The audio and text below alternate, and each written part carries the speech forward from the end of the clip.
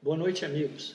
Sejam todos muito bem-vindos a mais essa palestra da Escola Espiritual da Rosa Cruz Áurea, hoje sendo transmitido pelo Facebook, pelo canal do Facebook. Ao final da exposição inicial, os amigos poderão fazer perguntas através do nosso chat. Mas para falarmos do despertar de uma nova consciência, vamos primeiro falar um pouco sobre o eu humano e a sua estrutura de consciência. O ser humano é muito mais do que essa figura visível, com uma personalidade, com uma consciência e esse corpo. O ser humano, na realidade, é um micro-universo, um microcosmo. O microcosmo é uma esfera divina, uma esfera eletromagnética, em cujo centro existe como que um pequeno sol central, um átomo centelha do espírito, um átomo de fogo que contém a ideia do espírito, que é a força mais poderosa que existe. Nós habitamos temporariamente esse microcosmo, porém não temos consciência disso.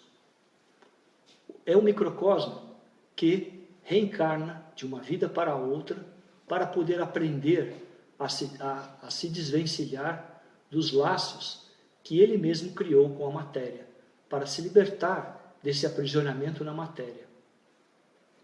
Habitamos no microcosmo para que possamos tomar consciência do nosso real propósito de existência, que é colaborar com essa consciência latente divina e possibilitar uma possibilidade de manifestação desse microcosmo, para que esse microcosmo possa então retornar a seu mundo original. Porém, devido ao nosso estado de consciência atual, nós não temos a menor consciência do nosso real propósito de existência, da nossa vocação real, dessa realidade divina da qual nós participamos inconscientemente, na qual nós coabitamos. As escolas espirituais de todas as épocas existem e se manifestam exatamente para proporcionar o rompimento dessa barreira que é a nossa própria consciência. Essa consciência que é uma barreira para essa realidade transcendente no microcosmo. Porque pelo nosso estado de consciência atual, apenas percebemos a nossa vida cotidiana, com os nossos objetivos, com os nossos desejos, e assim prosseguimos totalmente num sono. As escolas espirituais se manifestam exatamente para proporcionar um processo de reintegração da consciência humana ao plano divino. Porém, agora, vamos olhar um pouco mais de perto para a estrutura física e energética da consciência do ser humano. E aí ficará mais claro para nós por que nós mesmos somos esta barreira, por que nós mesmos constituímos os impedimentos para que essa nova consciência possa se desenvolver e cumprir com o seu papel. Dentro dessa estrutura física e energética da consciência humana, falamos de 3 centros de consciência, de 3 eus. Falamos primeiramente de um eu consciente, de um eu inconsciente e de um eu supraconsciente. O eu consciente, que é esse eu sou, esse com o qual nós nos identificamos, esse que tem um nome, um endereço, um RG, que tem essa identidade, é só uma parte desse verdadeiro eu. E essa consciência do eu, essa consciência eu, consciente, está subordinada totalmente às outras duas instâncias de consciência, ao eu inconsciente e ao eu supraconsciente. A consciência que chamamos eu consciente, ou a consciência de vigília, ela está situada no santuário do coração e no santuário da cabeça. Então podemos falar de uma consciência sentimental e racional. É por meio dessa consciência que nós percebemos a nossa vida de emoções e a nossa vida de pensamentos. Porém, existe uma outra instância subjacente à consciência eu, que determina muito do comportamento nosso de sentimentos e pensamentos, que é exatamente o eu inconsciente. No eu inconsciente está gravado toda a nossa herança sanguínea, a herança genética, a herança referente à consciência kármica do povo e do país. Essa sede desse consciência do eu inconsciente está situado na região da bacia ou no santuário pélvico. E existe uma outra instância de consciência muito mais complexa, que é o eu supraconsciente, ou que na escola espiritual nós chamamos de ser aural, e muitas pessoas o chamam de eu superior. Na verdade, essa consciência supraconsciente ou ser aural, ela é toda a bagagem kármica, todo o conteúdo kármico que está depositado nas paredes dos microcosmos, como uma constelação de luzes, como uma constelação de estrelas no céu desse pequeno universo, desse pequeno mundo que é o microcosmo. Essa consciência kármica, ela se acumula, ela é a síntese das experiências de todas as personalidades que já habitaram o microcosmo antes de nós. E toda essa herança kármica, ela se projeta na nossa consciência, em nosso sangue, e nos direciona, e nos condiciona. Essa consciência kármica, esse eu superior, na verdade, não tem nada de superior ou espiritual no significado transcendente do termo. Na verdade, ele é um acúmulo de experiências de encarnação para a encarnação. Toda a experiência gravada no supraconsciente determina as nossas reações, que nós entendemos como sendo reações racionais e emocionais do eu consciente, que entendemos ser nós mesmos. Portanto, podemos perceber que o funcionamento da consciência humana é como se fosse um sistema fechado em si mesmo, que se retroalimenta constantemente. Podemos ver isso de uma forma um pouco mais detalhada se nós formos observar o que são os pensamentos, na verdade, como eles se formam. Imagens de intenções que vêm à nossa consciência, que produzem no nosso cérebro descargas elétricas conhecidas como sinapses. Essas sinapses, esses impulsos elétricos, vamos dizer assim, percorrem o nosso sistema nervoso central e se distribuem por todo o organismo através de nosso sistema nervoso periférico. Essa resposta elétrica àquele pensamento produz uma resposta no nosso organismo como uma resposta bioquímica do sistema endócrino. Amigos, tivemos um pequeno problema técnico de transmissão, então vamos retomar. Estávamos falando exatamente de como esse sistema se retroalimenta, esse sistema da consciência se retroalimenta. E falávamos dos pensamentos, que os pensamentos formam imagens na nossa consciência em função das intenções e reações. E essas imagens produzem em nosso cérebro descargas elétricas conhecidas como sinapses. Esses impulsos elétricos produzidos pelo pensamento, pelo cérebro, caem no nosso sistema nervoso central e se distribuem por todo o organismo através do sistema nervoso periférico. Esse pensamento, na forma de um impulso elétrico, toca todo o nosso sistema e a esse impulso elétrico, correspondente a esse pensamento, gera-se uma resposta do sistema de secreção interno, do sistema endócrino, que produz um hormônio correspondente com essa assinatura vibratória desse impulso elétrico correspondente ao pensamento. Esse hormônio, contendo o pensamento, é como que o pensamento materializado bioquimicamente, penetra a nossa corrente sanguínea. Então, essa substância desse pensamento, nesse hormônio, navega pelo nosso sangue, impregna esse nosso sangue, que circula pelo nosso coração, pela nossa cabeça e pelo nosso centro de consciência do inconsciente, retroalimentando e mantendo isso funcionando. O mesmo se dá com uma emoção ou com um desejo.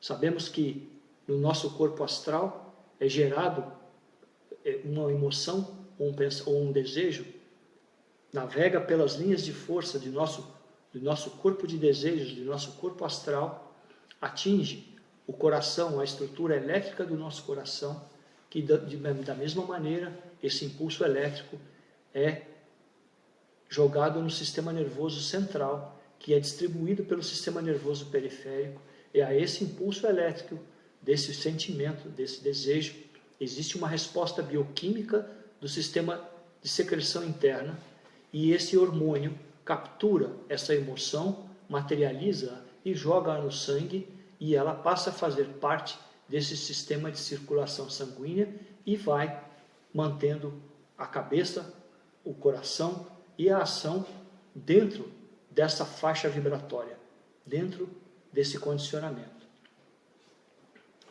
Esse estado de consciência que se autoconserva é produzido e mantido, portanto, por esses padrões de pensamento, de sentimento, que são primordialmente influenciados pelo nosso passado kármico, pela herança sanguínea e que, por sua vez, acabam determinando toda a formação dos nossos corpos mental, etérico, astral e físico.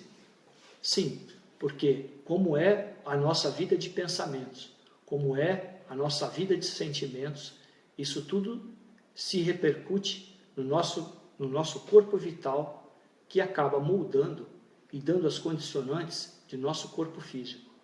Portanto, o nosso organismo, que se renova a cada ano, né? Existe uma renovação biológica do nosso organismo, porém, se esses padrões mentais permanecem o mesmo, essa identidade que somos nós, que é esse conteúdo de emoções, de pensamentos e, consequentemente, de ações que se repetem, permanece o mesmo.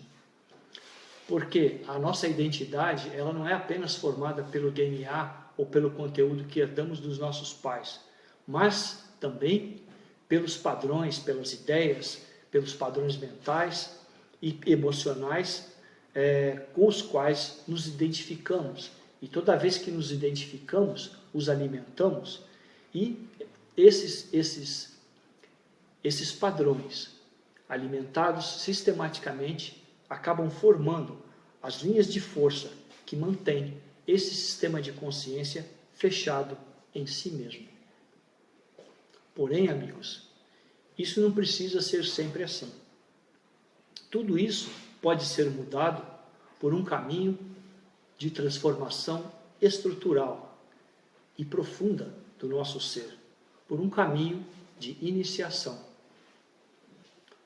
Não é um caminho de iniciação, não se trata de um aprimoramento nem de desenvolvimento da consciência do eu, mas exatamente o que possibilita essa transformação estrutural é um ponto de partida completamente fora, distinto dessas instâncias do eu consciente, do eu inconsciente e do eu supraconsciente. Esta verdadeira transformação ou essa renovação se dá exatamente pelo princípio divino original no coração, que é ativado quando existe exatamente uma percepção, um cansaço pelo acúmulo de experiências com tudo que o mundo tem a nos oferecer, com todas as perspectivas da vida da matéria. Quando que o ser humano, o indivíduo, percebe o mundo como que uma grande ilusão organizada. Então, pelas experiências que se tornam repetitivas, surge um amadurecimento. E, a partir desse vazio, é que surge esse anseio pelo absoluto, pela essa necessidade do real em meio à transitoriedade da nossa existência. E é como que por um desencanto com as ilusões do mundo que possibilitam que a entrada na nossa consciência de um toque de luz, e o reconhecimento dessas ilusões, a percepção de toda essa movimentação emocional e sentimental como uma ilusão, é que provocam rachaduras na estrutura magnética dessa consciência egocêntrica. Exatamente quando há esse desencanto, há esse desmascaramento, nós não mais reagimos automaticamente a elas, e com isso elas se enfraquecem. E ao enfraquecer, é por onde que, por meio dessas rachaduras, é que essa luz que é atraída pelo princípio divino original, dessa nova consciência que está nascendo, o protoátomo, é por essas rachaduras que essa luz pode penetrar e tocar a centelha do espírito, alimentá-la e dinamizá-la. Portanto, quando a consciência desperta, o ser humano nunca mais vai ser o mesmo. Ele se torna um buscador, e ele vai buscar até encontrar o que ele busca. Podemos dizer que esse ser humano passa a viver simultaneamente em dois mundos. Falam nele duas vozes, duas consciências. Ele percebe nitidamente a existência de duas realidades.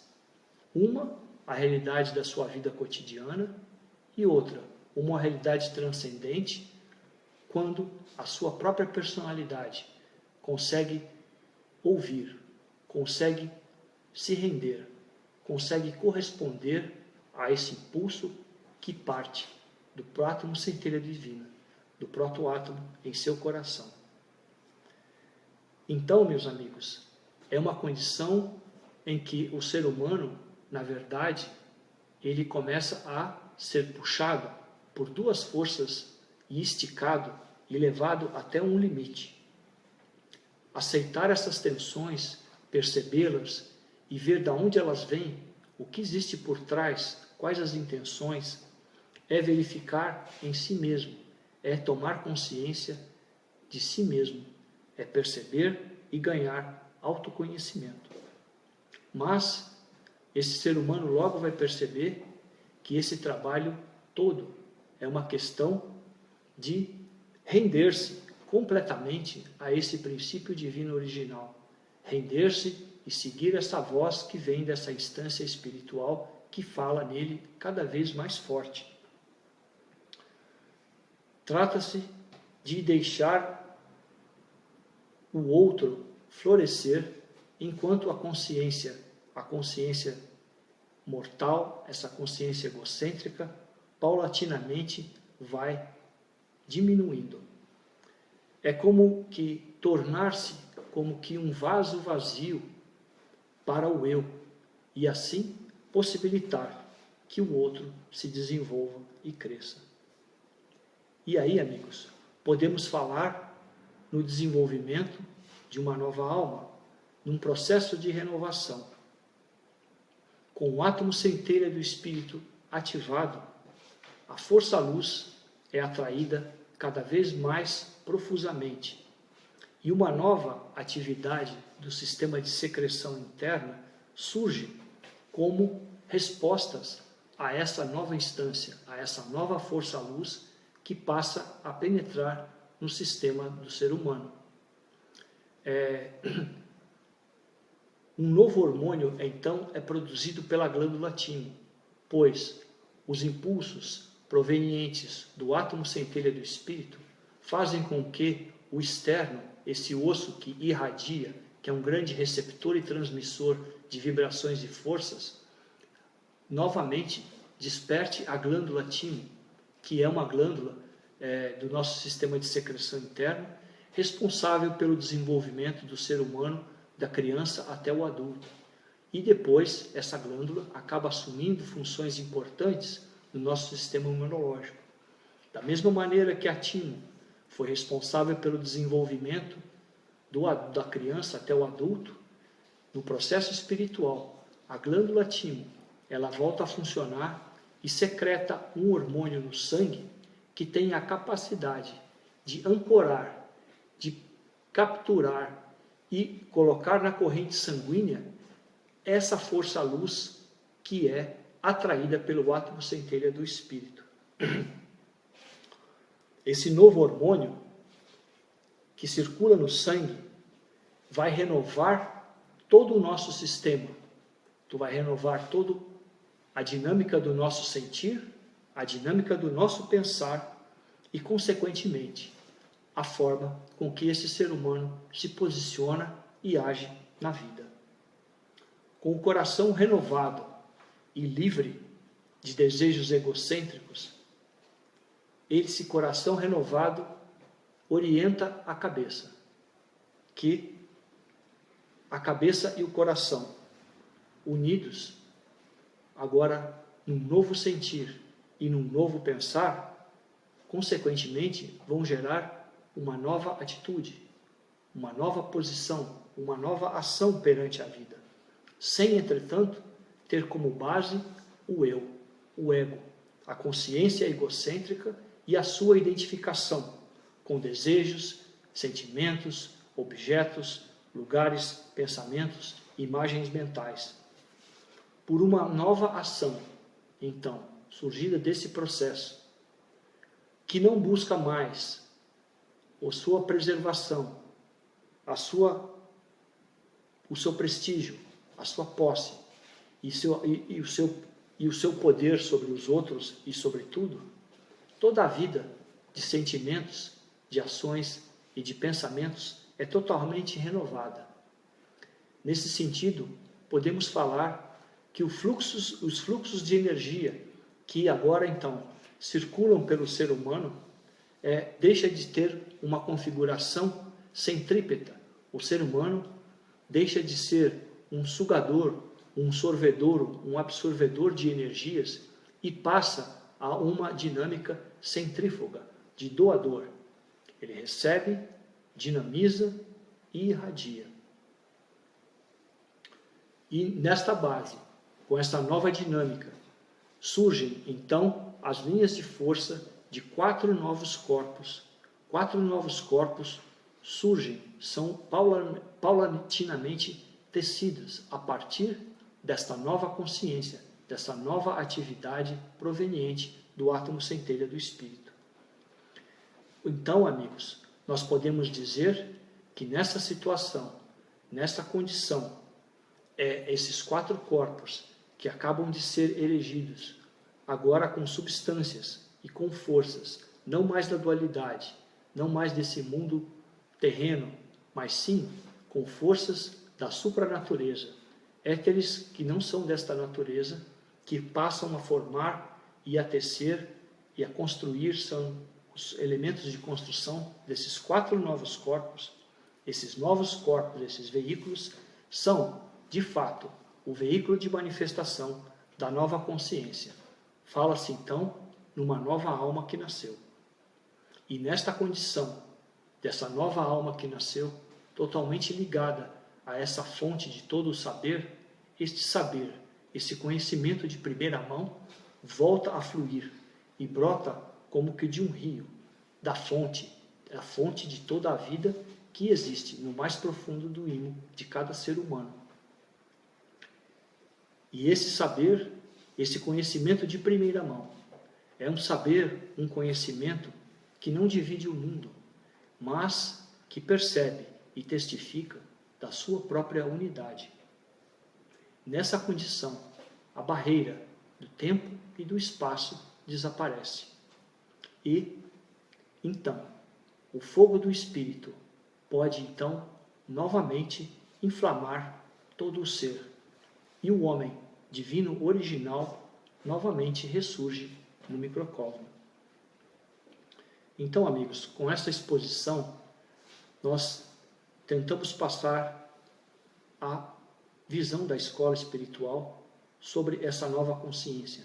E nós podemos perceber que uma nova consciência, na verdade, não é algo que nós trazemos para a nossa vida, não é uma nova forma de enxergar o mundo, não é uma nova forma de pensar ou de reagir, mas é uma revolução total.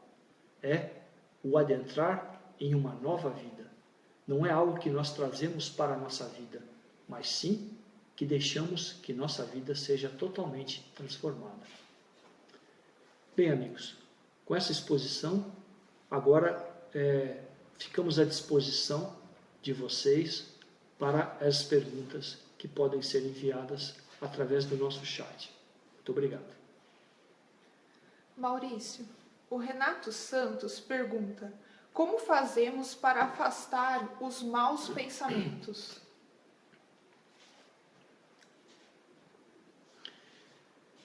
Bem, Renato,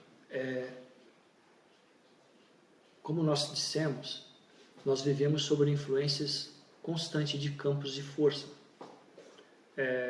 Os pensamentos que circulam em nós geralmente estão ligados ao nosso conteúdo kármico, aos nossos padrões mentais e sentimentais. Quando nós percebemos exatamente de onde eles vêm, qual a intenção que está por trás, e percebemos que isso não mais tem a ver com o nosso real propósito de existência, sim, nós podemos então mudar o eixo de gravidade, o centro de gravidade da nossa vida. É importante que nós percebamos o que nós acolhemos em nosso santuário da cabeça e nosso santuário do coração. Existe uma possibilidade de perceber o que aí circula e de purificar. O que seria, no caso, purificar? Isso não tem um conteúdo místico religioso, mas sim uma observação objetiva e perceber como nós mesmos alimentamos e atraímos isso. E exatamente parar de alimentar e de atrair. A Renata Sá pergunta: quando acho que a rendição é sincera, mas percebo que velhos padrões egóicos ainda existem, o que fazer? De fato, todos esses padrões existem e falam em nós. Quando nós começamos a perceber esse mundo como uma grande ilusão organizada, ou seja, e isso é fruto exatamente dessa outra instância, dessa consciência que começa a nascer, dessa consciência provinda desse átomo centelha do espírito, estabelece-se como que uma luta em nosso sistema. Então, na verdade, os velhos padrões vão lutar para que nós os alimentemos, ao mesmo tempo que essa consciência surge e nos mostra esses velhos padrões. Então, nós precisamos nos observar e deixar de alimentar esses velhos padrões, perceber em nós da onde vem, onde está a raiz disso, e não lutar contra, não tentar produzir o oposto, mas simplesmente não mais reagir a eles, perceber de onde eles vêm e entregar, deixar que na força dessa nova consciência que brota, a solução é dada. É o Senhor que queres que eu faça. A Marta Nascimento pergunta: poderia nos passar alguns exercícios práticos para auxiliar no despertar da nova consciência? Marta, a escola espiritual não trabalha com base em exercícios. O grande exercício é a vida, é o viver a vida com consciência.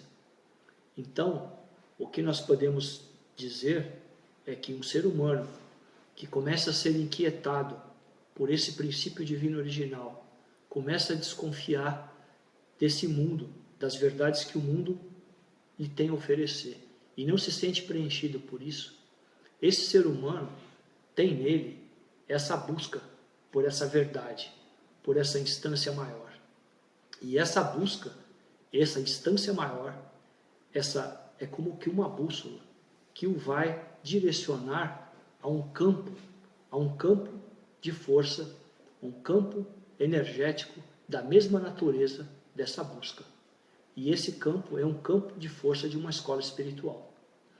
E assim, como semelhante atrai semelhante, ao chegar no campo de força de uma escola espiritual, esse indivíduo poderá perceber a proposta que a escola tem a lhe oferecer e trilhar esse caminho. Claro que essa transformação ela pode ocorrer exatamente na entrega do eu. É algo que só acontece quando o eu sai do controle e não mais o eu tenta se exercitar ou se melhorar ou se reforçar para tentar anular ou compensar algo que a gente percebeu que é um impeditivo, que não está de acordo com o nosso anseio. Então, o caminho, na verdade, que a escola espiritual propõe não é de cultivo da personalidade ou melhora da personalidade, mas sim de troca de personalidade. Esse eu deve diminuir para que essa consciência, para que esse outro, esse ser divino, possa ressurgir. O Davi pergunta: como é que eu sei que já fui despertado?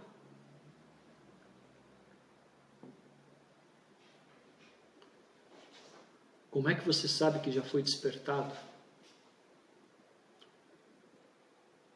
Davi, essa pergunta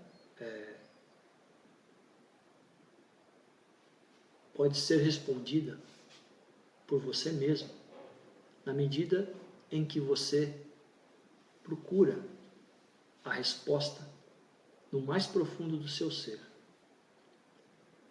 Quando o ser humano começa a ansiar por algo que ele não encontra, por algo que ele sabe que é verdade, quando em meio a essa dualidade, a essa transitoriedade da vida e do mundo, apesar de muitas vezes termos uma boa posição social, temos um certo conforto, temos uma vida agradável, porém nos falta algo. Nós percebemos, nós temos a necessidade de algo que nessa vida não encontramos, porém sabemos, temos a certeza que existe, como que uma brasa que queima em nosso coração.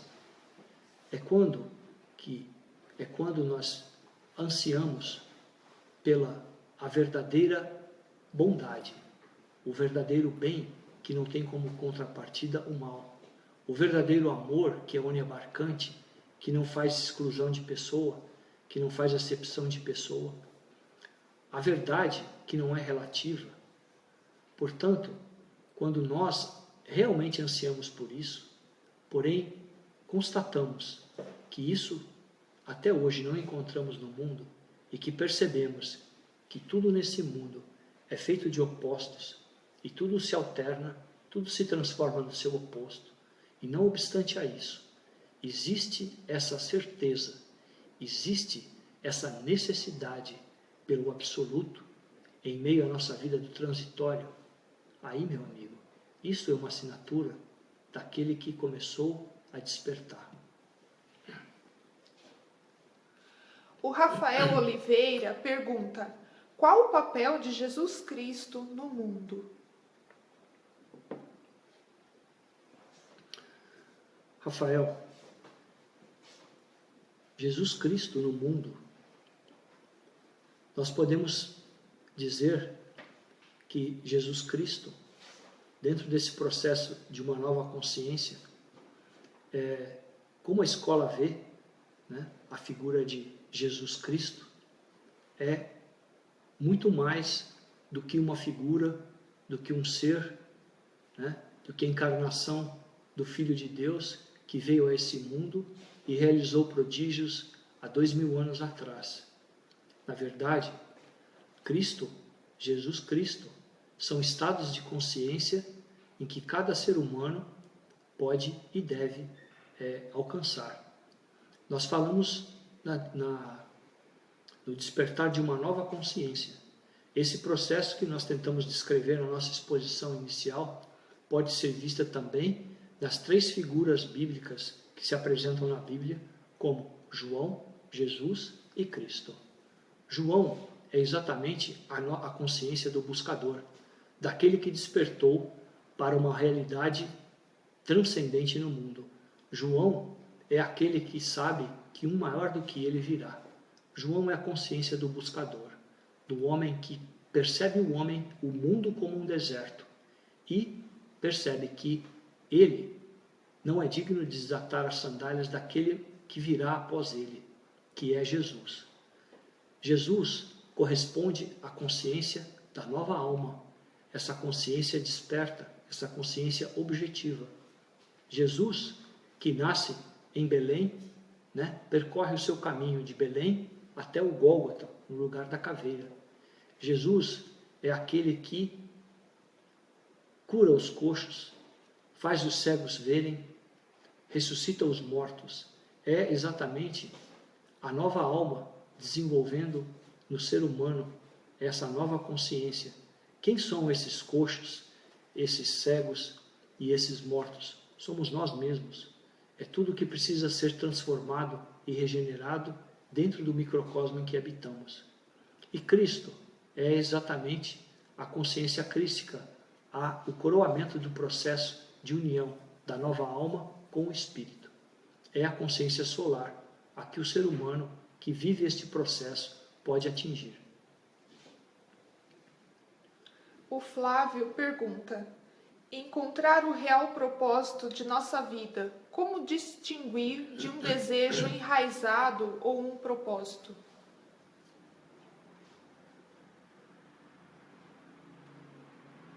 Flávio, é uma pergunta bem interessante.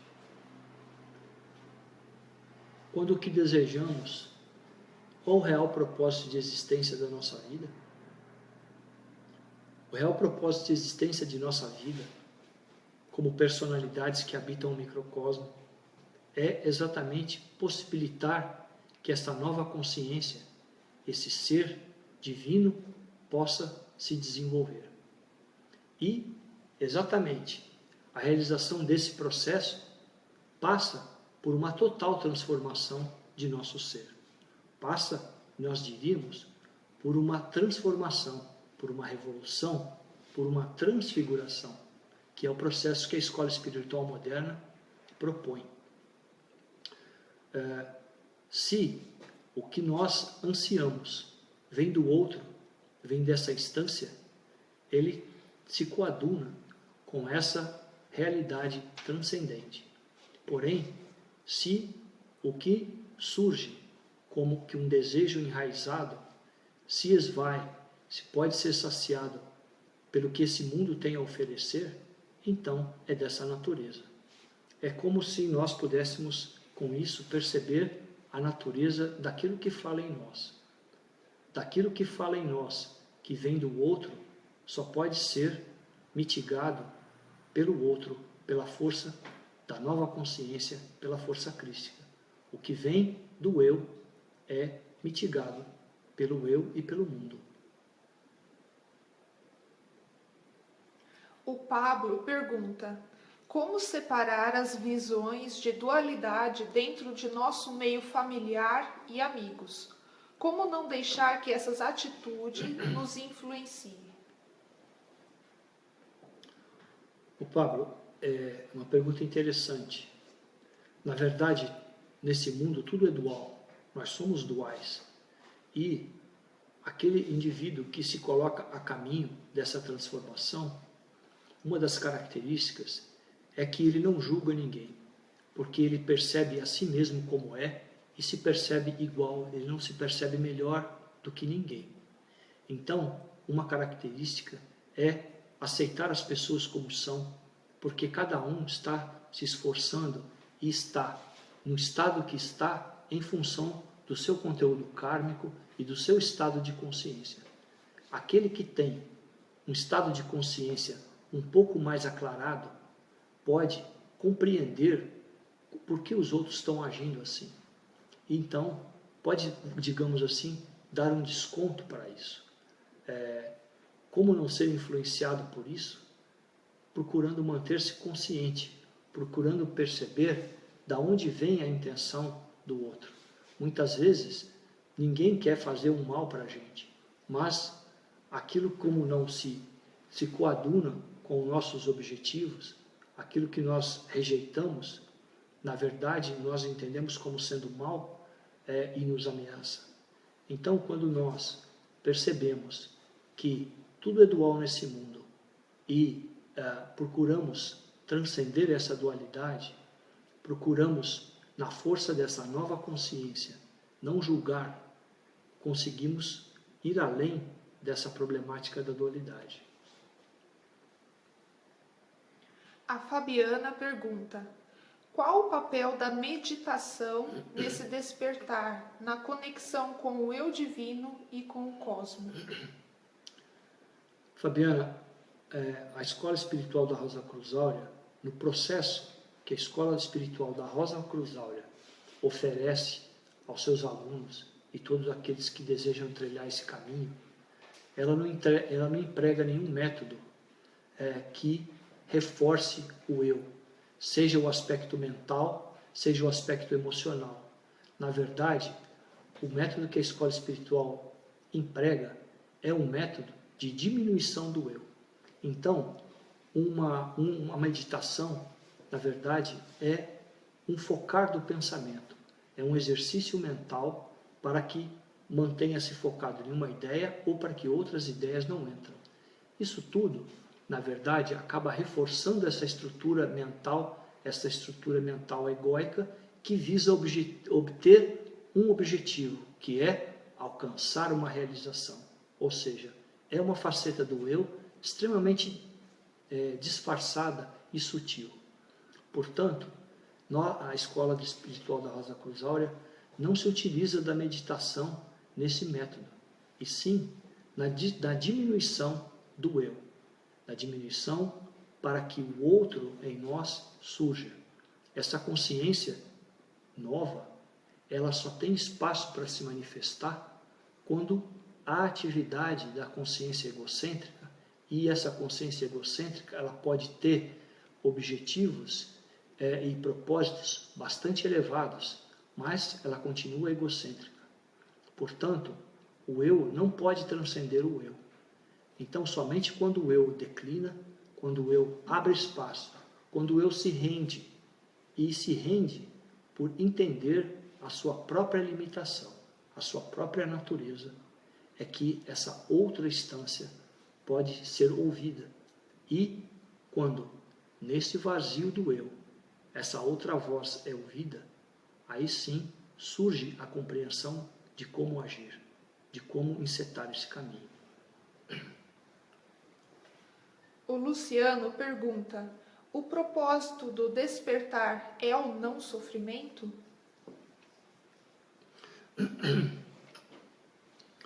Não, Luciano, eu diria que não é o não sofrimento. Normalmente, quando sofremos, perguntamos o que está sofrendo e por que sofremos. Né? A vida é feita de sofrimento. Mas sofrimento de quem? Da alma ou do ego? Quando o ego está em contentamento, a alma está em sofrimento. E quando a alma se liberta, a alma tem um pouco mais de espaço, o ego entra em sofrimento. Por quê? Porque ele perde espaço. Esse despertar dessa nova consciência não é algo que nós agregamos como uma ferramenta a mais para os nossos objetivos, para conseguirmos ser felizes, para conseguirmos uma plenitude nesta vida. Não, é exatamente o contrário. Quando nós nos desencantamos, nós percebemos que daqui nada tem valor. Então, nós nos voltamos para esse princípio divino original. E que daí é que está todo o bem. Então, meu amigo, esse sofrimento, ele faz parte da vida. E o objetivo de uma escola espiritual e do caminho proposto não é nos colocar numa condição de não sofrimento. Mas uma coisa é certa: quando nós nos conectamos com esse princípio divino original, quando nós cumprimos com o nosso real propósito de existência, que é, a partir da nossa entrega, possibilitar que esse outro surja, nossa consciência e nosso ser acaba como que absorvido nessa plenitude do todo. Então, é um estado que para nós é totalmente indescritível. A Cláudia pergunta: Como podemos viver em paz, sabendo que tudo isso que conhecemos como nosso mundo é ilusão? Qual o objetivo de estarmos aqui?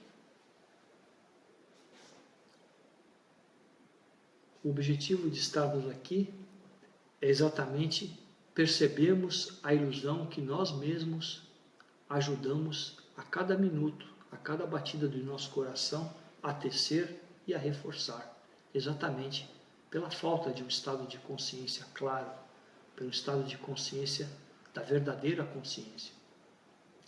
Vivemos a vida impulsionada pelos sentimentos, reagimos a partir de pensamentos, de sentimentos, semeamos os nossos infortúnios, as nossas felicidades, né? Criamos o mundo que está à nossa volta. Isso é um fato. Porém, muitas vezes não percebemos isso. Então, muitas vezes, semeamos algo que nos desagrada e depois diz, puxa, de onde saiu isso aqui? De onde veio isso? Fomos nós que criamos. Então, é preciso que nós tenhamos claro para nós mesmos que nós podemos alterar toda essa condição quando nós mudamos o eixo de gravidade, o centro de gravidade de nossa vida, saindo da consciência egocêntrica e indo para a consciência total, da consciência crística, que é a consciência desse princípio divino original. A Fabiana pergunta: temos o poder da autocura? Podemos reprogramar nosso DNA? Fabiana, nós não temos o poder dessa autocura nem de reprogramação desse DNA. Nós podemos, porém, isso que você falou é possível, porém, não por nós mesmos, pelo ato de nossa vontade, pela nossa ação direta em cima desses princípios. É claro que a ciência hoje está buscando métodos de alterar o DNA, vamos dizer assim, de criar seres humanos com características tidas como desejáveis e perfeitas. Mas não se trata disso, na verdade. Se trata de que essa realidade maior, essa cura, na verdade, ela vem quando o ser humano se reunifica e se reintegra ao todo, ao cosmos. Porque a verdade é que esse estado de consciência egocêntrico em que nós vivemos e que nós produzimos, nos afasta do todo. É por isso que o ser humano, o microcosmo reencarna, porque o microcosmo encarna, recebe uma personalidade, e essa personalidade tem uma janela de oportunidade para realizar esse processo. Se a personalidade realiza esse processo e é reintegrada nesse microcosmo, e esse microcosmo é reintegrado ao todo, pronto, a doença fundamental foi sanada. A cura para todos os males foi sanada, porque a origem da cura de todos os males é exatamente o afastamento da fonte universal. É a ruptura com a ligação com o espírito, que pode ser restabelecida a partir desse processo de transfiguração que a escola espiritual propõe e convida todo mundo a trilhar. A Jaciara pergunta: há um momento em que a alma se vê em plena e profunda tristeza. São reminiscências? Uma prememória? Olha, essa profunda tristeza da alma, precisamos ver que alma que estamos falando, né? Essa alma sangue, porque, na verdade, quando falamos de alma e consciência, estamos falando de praticamente um sinônimo, né? A consciência terrena, essa consciência egocêntrica, ela tem sua sede nessa alma egocêntrica, nessa alma terrena, que exatamente essa alma terrena, essa consciência egocêntrica, é que precisa ser renovada. E ela só se renova quando ela se entrega a essa nova consciência, a essa nova alma que surge a partir da entrega a esse princípio divino original. Entretanto, é interessante a gente observar que, a partir de uma tristeza, a partir de um cansaço que vem do mais profundo do nosso ser, como que um desencanto, como que nós nos percebemos repetindo de novo e novamente as mesmas experiências, é que vem essa percepção de que o caminho, a verdade, está além das possibilidades da melhora do eu, desse eu que tudo quer para si. Então, quando há essa entrega, esse outro pode assumir a condução. Então, há muitas vezes uma tristeza, ela pode ser uma porta, exatamente numa crise, numa tristeza, é que nós percebemos esse nosso estado de andando em círculos por um deserto. E nesse momento, nesse deserto, é que pode ser percebida essa outra instância que fala o tempo todo a nossa consciência.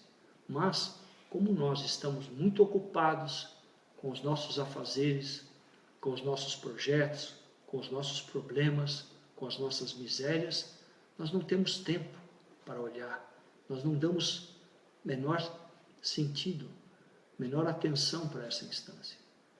Mas, quando as coisas ficam realmente complicadas, é que nós buscamos uma saída, é que essa voz pode ser percebida. E aí pode haver esse encetar de um caminho em busca do absoluto. Maurício, essa será a última pergunta da noite. Stefan pergunta: qual a ligação entre o coração e o espírito? Stefan, na verdade a ligação entre o coração e o espírito existe exatamente nesse princípio divino original. Esse átomo centelha do espírito, ele está no centro do microcosmo, que corresponde ao centro, ao ápice do ventrículo do nosso coração, porque a personalidade, ela está no meio dessa esfera, ela é esse veículo de manifestação.